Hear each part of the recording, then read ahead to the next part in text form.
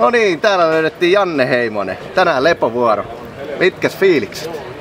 Joo, kyllä ihan hyvillä fiiliksillä, että tänään saa levätä ja käsikin saa levätä ja sitten pääsee Hannu taas tosi toimiin ja ottamaan vähän tuntumaa alle, että ihan hyvillä fiiliksillä. Mitäs odotuksia illan ottelussa Kossua vastaan? No keli on ainakin tosi hieno, että kyllä luulisi, että paljon juoksuja tulee, mutta ja molemmat joukkueet on pelannut viime aikoina hyvin, että kova vääntö tulee, mutta kyllä mä nyt uskon, että me siitä 3 pistettä otetaan. No niin, aivan oikein. Mutta sitten palataanpas pikkasen edelliseen sunnuntai- ja Sotkamo-peliin. Pääsit höpöttää Antti Hartikaista oikein kunnolla. Oliko suunniteltu juttu?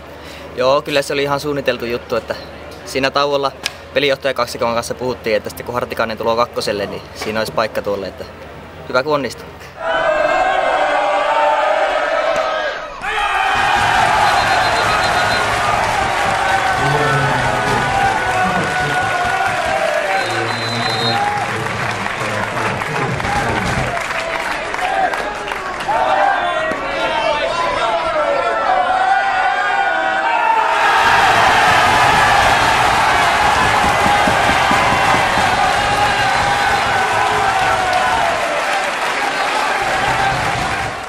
Joo, mä olen kuullut vähän huhuja, että Hartikaisella olisi tämmönen heikko kaukonäkö. Pitääköhän se paikkansa?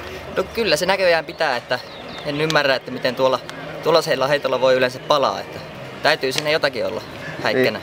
Aivan. Sinun tappokädellä vieritetty heitto kolmospesälle kesti noin 4 sekuntia.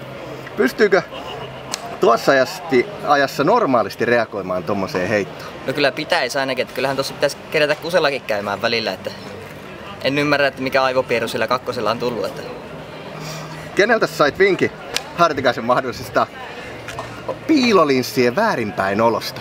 No, Haapakosken Jussilla kakkospelijohtajalla oli jonkunnäköistä hajua tilanteesta, että kiitos Jussille tästä. Joo, kiitos. Ei tuu toistumaan. Kiitoksia. Kiitos.